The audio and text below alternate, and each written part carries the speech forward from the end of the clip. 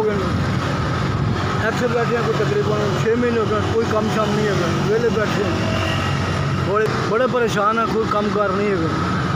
की कमाना जी महीने का कभी 200 कभी 300 रोज़ की कमाई है बस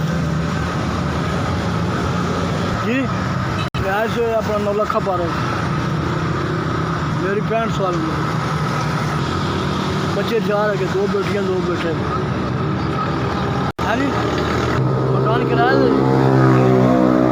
9,000 रुपये। वक्त पास कर रहे हैं जी, कारोबार ऐसा को नहीं है। एक बेटी 2 बेटियाँ सारे वेला बह के चला जाइए। आज 2 महीने हो गए, कोई पैसा नहीं बचेगा। बड़े बाजार है, तो बड़े परेशान है। मकान किराया था जी, 4 बच्चे 2 बेटियाँ 2 बेटे।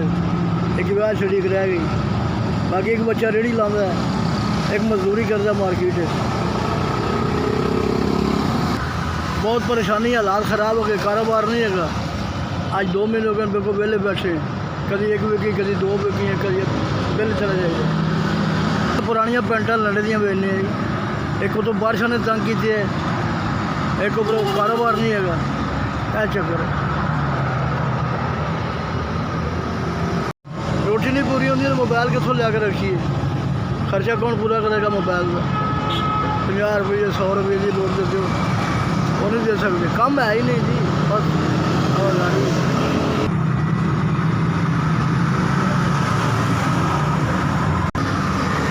तो अल्लाह भी खैर करे, जिन्हें 3000 पैसे अल्लाह भी खैर करे, तंदुरुस्ती होवे, वो बच्चों की खैर हो, कारोबार चलता रहे, उससे तंदुरुस्ती हो। थोड़ा मैं शोर गुजार हूँ, उसे पैसे भेजे जी, मेहरबानी थोड़ी, अल्लाह तुम खुश हो। बहुत शुक्रगुजार हूँ, SBS बहुत शुक्रगुजार।